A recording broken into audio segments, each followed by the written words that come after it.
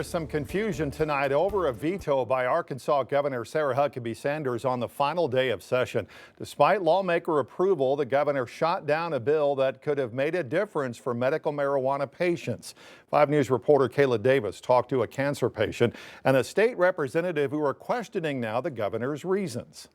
Cindy Moffitt was diagnosed with stage 4 mesothelioma last August. Since then, it's been an uphill battle towards recovery, working to shrink her tumors. Started on my liver and it spread to my ovaries and my uterus.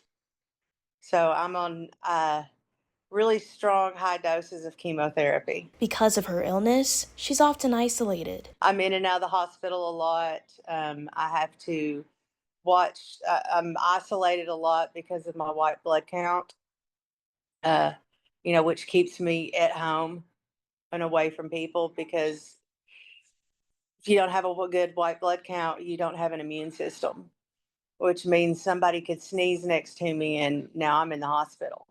And through her recovery, the medicine that often eases her pain is medical marijuana. But getting that medicine is difficult for her. I try to make sure that there's not a lot of people in there because of my, immune system. I have handicap tags, but sometimes there's not a spot up front. It's difficult for me to get in and out of cars. Standing for long periods of time is very tiring and hard for me to do. So when Moffitt heard the bill to allow drive-thru pickup was passed in the House and Senate, she was elated. But that didn't last after she found out Governor Sanders vetoed the bill, saying it would expand access for usable marijuana. How does this make it more accessible for people? Because to make it more accessible to who? The patients that already have cards, that are already getting it, because the public still can't. Co-sponsor of the bill, Representative Aaron Pilkington, says he agrees with Moffitt. I'm confused as well because this doesn't increase the number of card holders, and it doesn't increase the amount a card holder can get. I asked Pilkington if anything can still be done to help handicapped medical marijuana patients. Legislatively, we have two choices. We can either wait till next session and try it again, maybe find ways to make the governor's office happy with it. Second one is we try to override the veto. But I think those chances are really small. Covering news where you live, Kayla Davis, 5 News. Arkansas is the first state in the nation now to ban pharmacy benefit managers from owning pharmacies in the state. 5 News reporter Jacob Luthi is here now to explain just how these companies dictate drug prices in Arkansas and what the change is going to mean for local pharmacies and customers. Jacob? Yeah, Darren, pharmacy benefit managers, or PBMs, help negotiate prices with drug companies and decide which medications get covered by insurance and set up which pharmacies patients can use. But a new law signed by the governor on Wednesday bans PBMs from holding a permit for the retail sale of drugs or medicine in the state. Now, HB 1150 also directs the Arkansas State Board of Pharmacy to revoke and not renew existing permits. Supporters say they do not want pharmacy benefit managers to both set the price of medicine and dictate what pharmacies can be used, especially if they are sending them to one of their own. While those against the bill say that pharmacy benefit managers have not led to a decrease in market competition, one local pharmacist in Rogers tells me that eventually PBM ownership of too many pharmacies in the state would have led to higher prescription costs.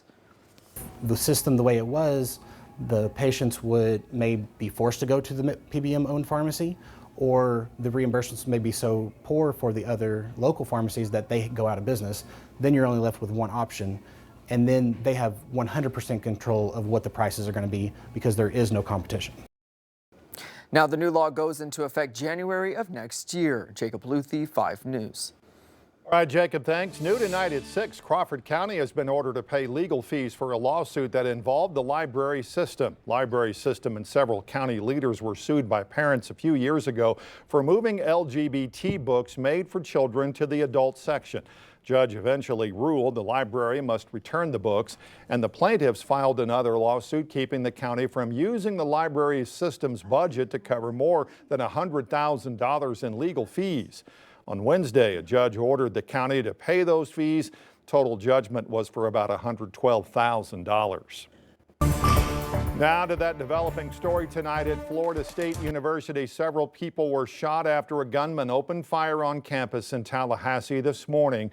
Investigators held a news conference this afternoon confirming that 2 people have died, 6 others were wounded.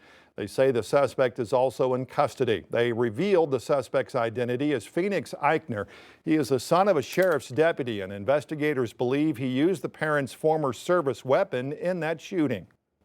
This was a handgun that deputy used prior to them transitioning to a new handgun, and so it was her personal handgun. We will do a thorough investigation to look at all aspects of it.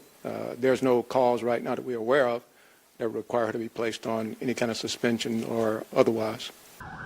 Shooter is believed to be a Florida State student. Now, they say he began firing around lunchtime just outside the student union. 2 people who died were not students at the university. We'll, of course, continue following developments from Florida State and bring you updates on the 5 News app. And tonight, of course, on your 5 News at 10. This weekend marks 30 years since the Oklahoma City bombing, with a remembrance ceremony that's taking place on Saturday. Organizers announced today that they'll be moving the ceremony indoors because of the weather. Among the speakers, former President Bill Clinton, who was in office at the time of the bombing. They'll also remember and read the names of all 168 people who lost their lives. Still remains the deadliest domestic terror attack in U.S. history.